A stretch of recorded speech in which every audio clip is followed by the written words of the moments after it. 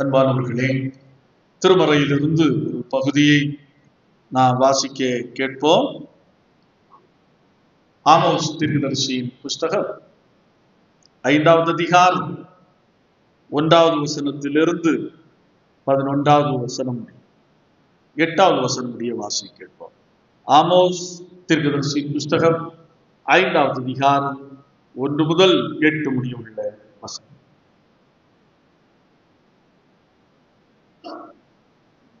Amos 5ஆம் அதிகாரம் 1 முதல் 8 முடிய. இஸ்ரவேல் வம்சத்தாரே, உங்களை குறித்து நான் புலம்பி சொல்லும் வசனத்தை கேளுங்கள். இஸ்ரவேல் என்னும் கன்னிகையை விரும்பினாள், அவளை நீ ஒருபோதும் எடுத்துக் கொண்டாள். தன் தேசத்தில் விருது எழுதினாள், அவளை எழுப்பார்கள். நகரத்திலிருந்து புறப்பட்ட 1000 பேரில் 100 பேரும் 100 பேரில் 10 பேரும் இஸ்ரவேல் வம்சத்தாருக்கு மீண்டிருப்பார்கள் என்று கர்த்தராகிய தேவன் சொல்கிறார். கர்த்தர் இஸ்ரவேல் வம்சத்தாருக்கு சொல்லுகிறது என்னவென்றால், என்னை தேடுங்கள், அப்பொழுது கிடைப்பீர்கள். பெத்தேலில் தேடாதீர்கள், கில்காலில் சேராதீர்கள், பேர்சபாவுக்கு போகாதீர்கள். ஏனென்றால் கில்கால் சிறையில் பாடும், பெத்தேல் பாடான ஸ்தலமாகவும் போகும். கர்த்தரை தேடுங்கள், அப்பொழுது கிடைப்பீர்கள். இல்லாவிட்டால் பெத்தேலில் இருக்கிற ஒருவராலும் அழிக்கப்படாத அக்கினி யோசேப்பின் வீட்டில் பற்றி இதை பற்றிக்கொள்ளும், அதை பற்றிக்கொள்ளும். நியாயத்தை வெற்றியாக மாற்றி நீதியை தரையில் இடப்படுகிறவர்களை அவரை தேடுங்கள். அவர் வானங்களையும் மிருக ஸ்ரீசத்தையும் உண்டாக்குவர். அவர் மரண இருளை விடிய காலமாக மாற்றி பகலை ராத்திரியாக அந்தகாரப்படுத்துகிறவர். அவர் சமுத்திரத்தின் தண்ணீர்களை வரவழைத்து அவைகளை பூமியின் விசாலத்தில் ஊற்றுகிறவர். கர்த்தர் என்பது அவருடைய நாமம். கர்த்தரும் அருமை இரட்சகரும் அருள்நாதருமாகி கிறிஸ்து இயேசுவிலிருந்து கிருபையும் சமாதானம் நல் பேராசீர்வாதம் நம் அனைவரும் உண்டாவதாக. ஆமென். இந்த அற்புதமான தருணத்திலே சிந்தனைக்காக திருமறையிலிருந்து இப்போது வாசி கேட்ட திருமறை பகுதியிலிருந்து ஒரு வசனத்தின் ஒரு பகுதியை மாத்திரம் உங்களுக்கு முன்பாக நான் வைக்க ஆசிக்கின்றேன். ஆமோஸ் தீர்க்கதரிசியின் புஸ்தகம் 5வது அதிகாரம் 6வது வசனத்தின் முதல் பகுதி. ஆமோஸ் 5:6. கர்த்தரை தேடுங்கள், அப்பொழுது பிழைப்பீர்கள். கர்த்தரை தேடுங்கள், அப்பொழுது பிழைப்பீர்கள். கிறிஸ்துவுக்குள் அன்பானவர்களே, இந்த ஆமோஸ் 8ஆம் நூற்றாண்டினுடைய ஒரு கிமு 8ஆம் நூற்றாண்டு இருக்கிறது.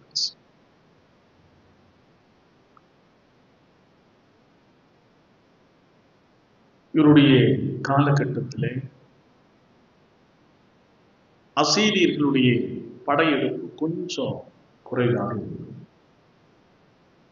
அசீரியாவிலே வலுவான அரசர்கள் மன்னர்கள் இல்லாத காரணத்தினால் இஸ்ரேல் தேசத்தின் மீது உள்ள படையெடுப்பு கொஞ்சம் கம்மியாயிடுச்சு. ஆனால் மக்கள் கொஞ்சம் சந்தோஷமாக வாழ ஆரம்பித்தார். கொஞ்சம் பொருளாதாரத்திலும் முன்னேற ஆரம்பித்து விட்டார். ஆகையினால் கொஞ்சம் செழிப்பு அவருடைய வாழ்க்கையில கிடைத்தது. வாழ்க்கையில செழிப்பு வர வர அவர்கள் கடவுளை விட்டு கொஞ்சம் விலகி போக ஆரம்பித்தார்கள். எப்படி தீய வாழ்வுக்கு ஏற்றார் போல தங்களுடைய சமயத்தை மாற்றிக்கொண்டார்கள், பக்திக்குரிய காரியங்களை மாற்றிக்கொண்டார்கள். அதான் இன்றைக்கு நடக்கிறது. இன்றைக்கு அண்மை கால மாடர்ன் பிரீச்சர்ஸ் வந்து விட்டார்கள். மக்களை எப்படி கவர வேண்டுமோ, எப்படி சொன்னால் மக்கள் தமிழத்திலே வருவார்கள் என்பதை அடையாளம் கண்டு கொண்டு அதுக்கேற்றபடி மாற்றிக்கொண்டு கிறிஸ்தவ போதனைகளையும் மாற்றி அவ்விதமாக இன்றைக்கு வழிநடத்தி கொண்டிருக்கிறார். கிறிஸ்தவ பிரசங்கத்திற்கு இடையிலேயே சினிமா பாடல்களையே முழுமையாக பாடி மக்களை உற்சாகப்படுத்துகிறார்கள். மக்களும் போயிருந்து கைதட்டி ஆர்ப்பரித்து ரசிக்கிறார்கள். அதாவது சமயத்தை தங்களுக்கு ஏற்றபடி, தீய வாழ்வுக்கு ஏற்றபடி மாற்றிக்கொள்வது. இதுதான் இஸ்ரவேல் மக்களுடைய வாழ்க்கையில் காரணம். ஆமோஸ் ஒரு சாதாரண ஒரு மெய்ப்பன். வேதம் சொல்கிறது அந்த மெய்ப்பனை கடவுள் தீர்க்கதரிசியாக மக்கள் செழிப்பாக, கொஞ்சம் செழிப்பாக வாழ்வதற்கு நான் அனுக்கிரகம் புரிந்தேன். ஆனால் இவர்களுடைய வாழ்க்கை அனைத்துமே தீயதாக இருக்கு. செல்வ செழிப்பு வந்தவுடனே என்ன செய்கிறார்கள்? ஏழைகளை ஒடுக்குகிறார்கள். காசு கொடுத்து நீதியை புரட்டுகிறார்கள். ஏழை எளிய மக்களை நசுக்கிறார்கள். ஒரு ஜோடி செருப்புக்காகவே ஏழைகளை விற்று போடுகிறார்கள். இப்பேற்பட்ட ஒரு கொடிய அவலநிலை மக்களிடத்திலே இருக்கிறது. அப்போதான் கடவுள் தீர்க்கனாகிய ஆமோஸை கொண்டு மிக அருமையாக, மிக தெளிவாக சொல்லுகிறார். கர்த்தரை தேடுங்கள், அப்பொழுது பிழைப்பீர்கள். கர்த்தரை தேடுங்கள், அப்பொழுது பிழைப்பீர்கள். நீங்கள் இதுவரையிலும் செழிப்பாக வாழ்ந்தீர்கள். செழிப்பாய் வாழ்வதற்கான அனுக்கிரகத்தை கடவுள் உங்களுக்கு தந்தார். ஆனா இப்போது உங்களுடைய நடவடிக்கைகளினாலே நீங்கள் மோசம் போயிருக்கிறீர்கள். பெரிய அழிவு உங்களுக்கு முன்பாக, தண்டனை உங்களுக்கு முன்பாக வைக்கப்பட்டிருக்கிறது. இந்த சூழ்நிலையிலே நீங்கள் கர்த்தரை தேடுவீர்களானால் என்ன செய்வீர்கள்? பிழைத்துக் கொள்வீர்கள், தப்பித்துக் கொள்வீர்கள் என்பதை கடவுள் மிக தெளிவாக வெளிப்படுத்துகிறார். ஆம், கிறிஸ்து இயேசுவுக்குள் அன்பானவர்களே, இந்த அற்புதமான இந்த வெள்ளிக்கிழமையின் பகற்கால வேளையிலே ஆண்டவருடைய சமூகத்திலே கடந்து வந்திருக்கிற நம்மை பார்த்தும் ஆண்டவர் என்ன சொல்லுகிறார் என்று சொன்னால், கர்த்தரை தேடுங்கள், கர்த்தரை தேடுங்கள், அப்பொழுது பிழைப்பீர்கள். அப்போ கர்த்தரை தேடுகின்ற காரியத்திலே அநேக காரியங்கள் இருக்கிறது, பின்னடைவுகள் இருக்கிறது. ஆகையினாலே தான் கடவுள் இதை திட்டமாக தெளிவாக உணர்த்துகிறார். கர்த்தரை தேடுங்கள், அப்பொழுது நீங்கள் பிழைப்பீர்கள். ஆண்டவர் சொல்லுகிறார், எதை தேடக்கூடாது என்பதை குறித்து ஆண்டவர் மிக தெளிவாக சொல்லுகிறார். 4வது வசனம், 5வது அதிகாரம் 4வது வசனம், 4 முதல் 6 முடியுள்ள வசனங்களை பார்க்கின்ற போது, புனித இடங்களை அன்று கர்த்தரை தேடுங்கள். புனித ஸ்தலங்களை அல்ல, நீங்கள் கர்த்தரை தேடுங்கள் அப்படி என்பதை சொல்கிறார். அதான் வாசிக்கும் போது மிக தெளிவாக கண்டுகொள்ள முடியும். பெத்தேலை தேடாதையுங்கள், கில்காலிலும் சேராதையுங்கள், பேர்சபாவுக்கும் போகாதையுங்கள். என்றால் கில்கால் சிறையிருப்பாகவும் பெத்தேல் பாழான ஸ்தலமாகவும் போகும். நான் எப்படி கடவுளை தேட வேண்டும் என்பதை கடவுள் தீர்க்கன் ஆமோஸை கொண்டு மிக அருமையாக முறைப்படுத்தி சொல்கிறார். புனித ஸ்தலங்களை தேடாதீர்கள். யாரை தேடுங்கள்? கர்த்தரை தேடுங்கள். இன்றைக்கு அப்படித்தான் இந்திய சமூகத்திலே பார்க்கின்ற போது பக்திக்குரிய காரியத்தில் அது ஒரு மிக முக்கியமான ஒரு காரியமாக இருக்கிறது. புனித பயணம், புனித இடங்களுக்கு சென்று ஆண்டவரை தேடுவது, ஆண்டவர் ஒரு டூருக்காக அல்லது ஒரு பார்வையிடுவதற்காக, அந்த இடத்தை விசிட் பண்ணுவதற்காக போகிறது தவறில்லை. ஆனால் அதுதான் அப்படி என்று சொல்லி போகிறது தான் தவறு என்பதை அவர் சொல்கிறார். ஏன்னா வாழ்க்கையிலே மாற்றம் இல்லாமல், வாழ்க்கையிலே திருப்புமுனை இல்லாமல், என்னதான் புனித இடங்களுக்கும் புனித ஸ்தலங்களுக்கு சென்றாலும் அது என்ன இல்லை, அர்த்தம் இல்லாமல் போயிடும். ஆகினாலே தான் மிக அருமையாக மிக தெளிவாக சொல்லுகிறார். என்ன சொல்லுகிறார் என்று சொன்ன, கர்த்தரை தேடுங்கள். ஒருவேளை இந்த பெத்தேல் எல்லாம் மிக முக்கியமான ஸ்தலம். பெத்தேல், ஏல் பிளஸ் பெத் பிளஸ் ஏல், பெத்தேல் கடவுளுடைய வீடு, அதுதான் நம்முடைய பொருள். இதெல்லாம் வரலாற்று சிறப்பு மிக்க இடங்கள். ஆன்மீக வாழ்க்கையில இஸ்ரேல் மக்களுடைய வாழ்க்கையில் மிக முக்கியமான இடங்கள். ஆகையினால எப்பா நீ அதெல்லாம் நீ போனதெல்லாம் நினைக்காது, அதெல்லாம் போய் நீ மன சாந்தியப்படுத்திக் கொள்ளாத. யாரை தேடு, யாரை தேடு, கர்த்தரை தேடு அப்படின்னு சொல்றார். நாம் கிறிஸ்து இயேசுவுக்குள் அன்பானவர்களே, அர்த்தமுள்ள வகையிலே கர்த்தரை தேட நாம் அழைக்கப்படுகிறோம். அர்த்தமுள்ள வகையில் அதான் சொல்லுவார்கள், திரைக்கடல் ஓடியும் திரவியம் தேடும். நீ பொருளை சம்பாதிப்பதற்காக கடல் கடந்தாவது என்ன செய், போய் சம்பாதி, எப்படியாவது தேடி கண்டுபிடி. ஆனா இது கடவுளை காணுகின்ற தேடுகின்ற காரியத்தில் இது பொருத்தமற்ற. நாம் வாழுகின்ற இடத்திலே இருக்கின்ற இடத்திலேயே கடவுளை தேட முடியும். எப்படி உண்மையாக தேட முடியும்? நம்முடைய வாழ்க்கையிலே ஒரு உண்மையான மாற்றத்தின் மூலமாக கடவுளை தேட முடியும். அடுத்து இரண்டாவது பாருங்கள், நாம் எவ்வாறு தேடுவது, கடவுளை எவ்வாறு தேடுவது. ஆமோஸ் தீர்க்கதரிசியின் புஸ்தகம் 5வது அதிகாரம் 8வது வசனம். அவர் அருமீனையும் மிருக சிருஷ்டியையும் உண்டாக்கினவர். அவர் மரண இருளை விடியற்காலமாக மாற்றி பகலை ராத்திரியாக அந்தகாரப்படுத்துகிறவர். அவர் சமுத்திரத்தின் தண்ணீர்களை வரவழைத்து அவைகளை பூமியின் விசாலத்தின் மேல் ஊற்றுகிறவர். கர்த்தர் என்பது அவருடைய நாமம். அப்போ கடவுள் எப்பேற்பட்டவர், எப்பேற்பட்ட ஆற்றல் மிகுந்தவர், எப்பேற்பட்ட வலிமை மிக்கவர் என்பதை இங்கே சுட்டி காட்டி வைக்கப்படுகிறார்.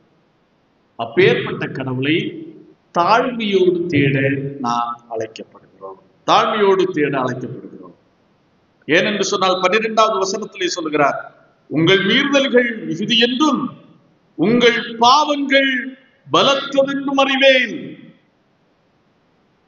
எந்த விதத்திலும் நாம் நம்மை ஒரு நியாயஸ்தனாக நிறுத்த முடியாது.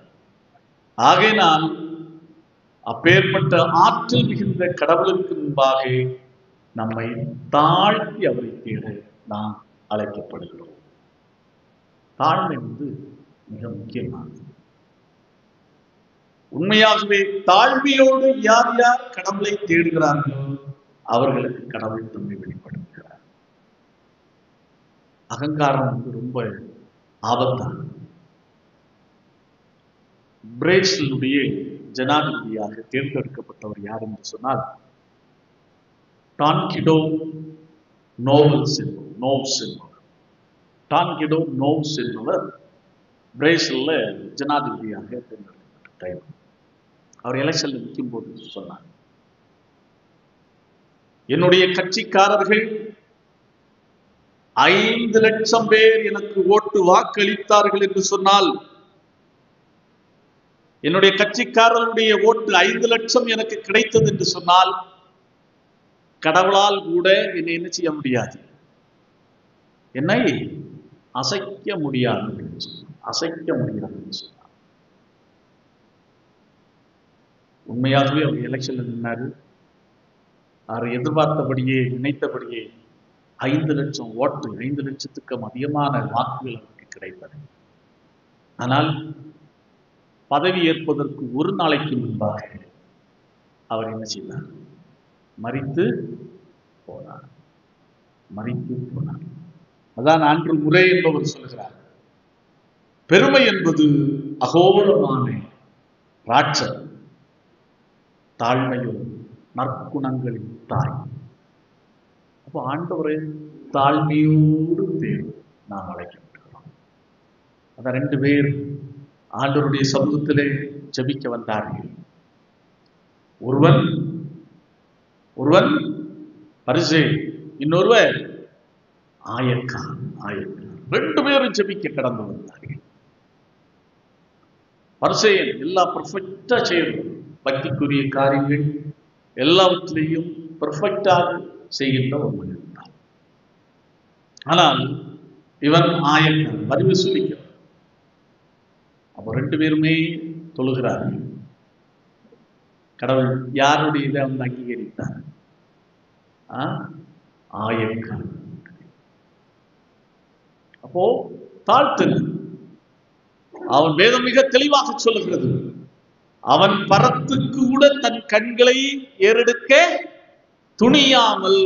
அது ஒண்ணு மிக முக்கியமான, பரத்துக்கு கூட தன்னுடைய கண்களை ஏறெடுக்க துணியாமல் அப்படி என்று சொல்லுகிறது. அப்போ தாழ்மையோடு தேடும். இது நம்முடைய வாழ்வுக்கு அரசு.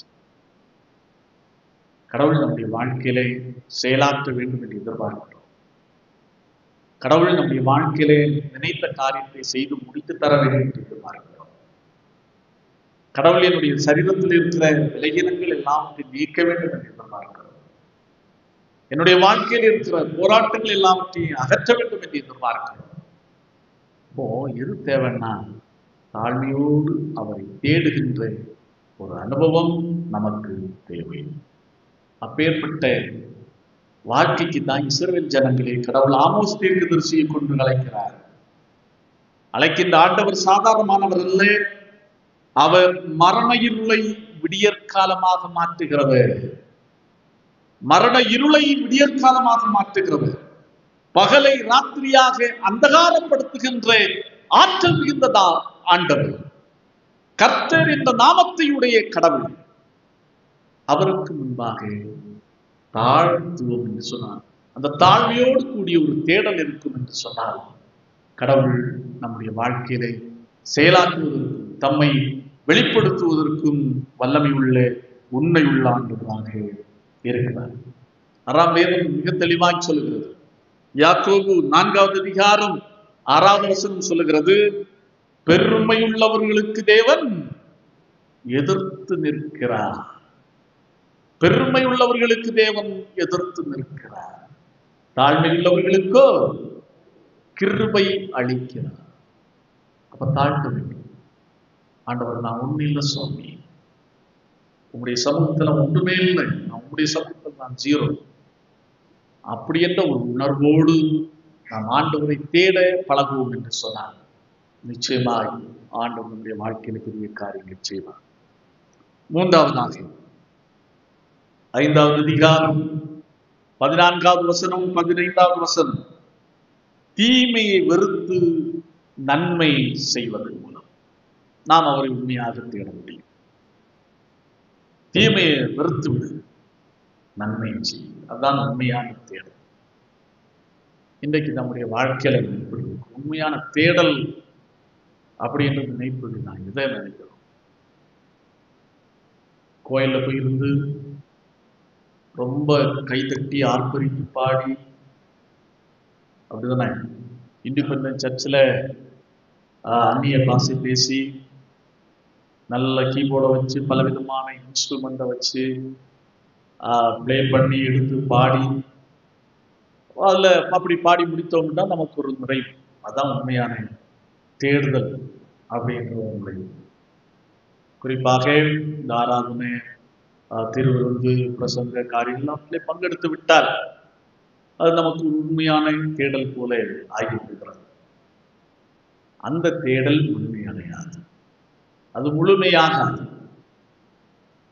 உண்மையான தேடல் என்பது நம்முடைய வாழ்க்கையில் வெளிப்பட வேண்டும். அது வாழ்க்கையோடு ஒன்றித்து விட்டது. இன்றைக்கு அப்படிதான் கோயிலிருந்து நல்ல அந்நிய பாஷை பேசுவார்கள். கடவுள் எனக்கு ஆவிக்குரிய வரத்தை தந்திருக்கிறார் அப்படி என்று சொல்லி அந்நிய பாஷை பேசுவார்கள். வீட்டில் போன என்னதான் வரும்? வீட்டில் போன என்னதான் வரும்? கெட்ட வார்த்தை தான். இதான் இன்றைக்கு உலக காரியங்கள் உள்ள நடப்பை நான் சொல்கிறேன். வீட்டுல பேசுகிறது கெட்ட வார்த்தை, ஆலயத்துல பேசுகிறது அந்நிய பாசை. அதே போல பக்திக்குரிய காரியங்களிலே அப்படி தீவிரமாக இருப்பார்கள். வீட்டுல போனா பக்கத்து வீட்டுக்காரன் ஒரு குடம் தண்ணி இல்லை, கொஞ்சம் தண்ணி கேட்டு அப்படின்னு சொன்னா என்ன செய்யறது? கொடுப்பதில்லை. பார்த்துக்கா, எனக்கு இப்பதான் கொஞ்சம் தண்ணி இருக்கு, இதை நான் தந்துட்டேன்னா நான் எனக்கு தேவைக்கு உண்மையாகவே தண்ணி இருக்கும், ஆனா என்ன இருக்காது?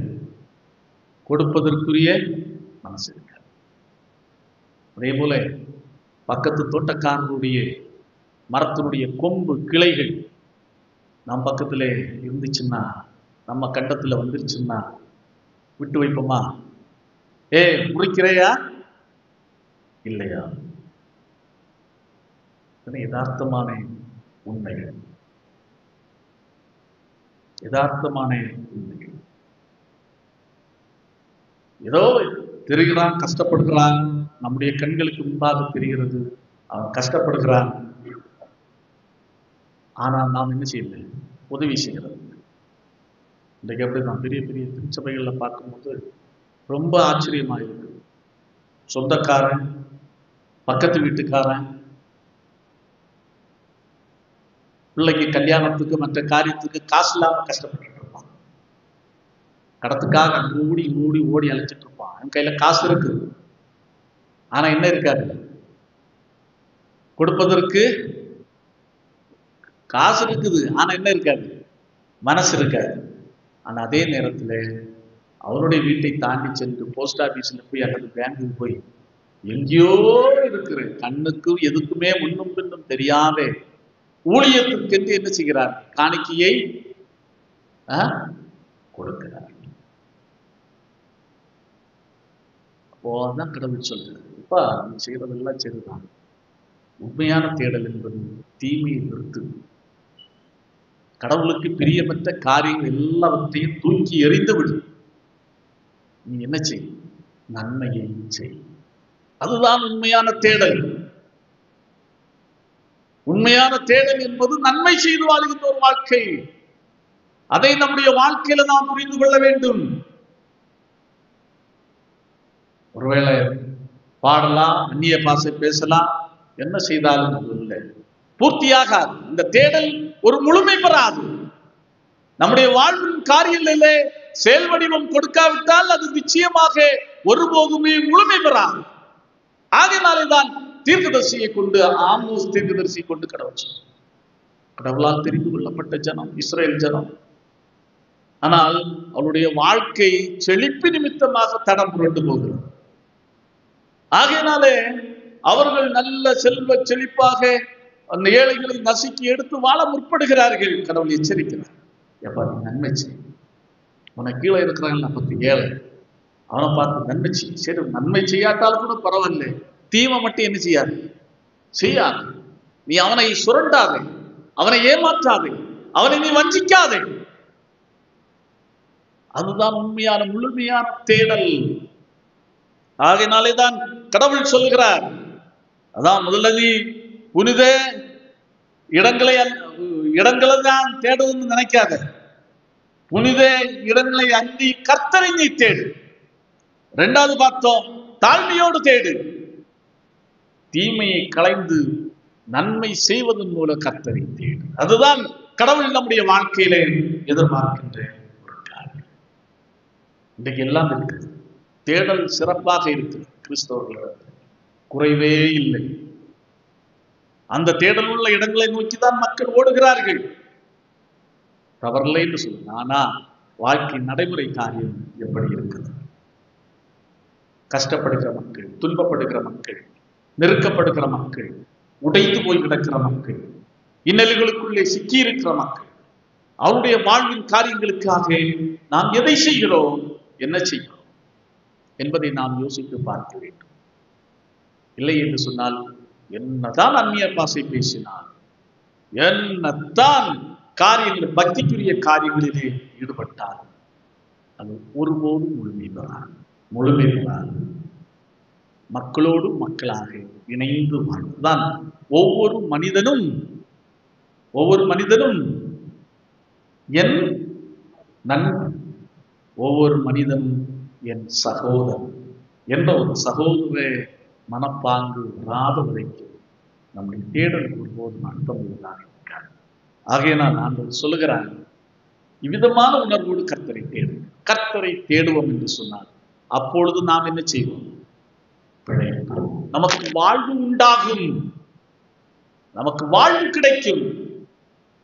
இந்த உலகத்திலே ஒரு புதிய வாழ்வு கடவுள் நமக்கு அமைத்து தருவார். ஆகவே அந்த உணர்வோடு, இந்த சிந்தையோடு நாம் கடவுளை தேடுவோம். ஆண்டவருக்கு பிரியமான மக்களாக நாம் வாழ்வோம். ஆண்டவர் தாமே இந்த வார்த்தைகளை கொண்டு நம் ஒருவரையும் ஆசீர்வதிப்பாராக. ஆமென். எல்லா புத்திக்கும் மேலான தெய்வ சமாதானம் உங்கள் இருதயங்களை சிந்தனைகள் கிறிஸ்து இயேசுவின் நாமத்தில் காத்துக் கொள்வாராக. ஆமென்.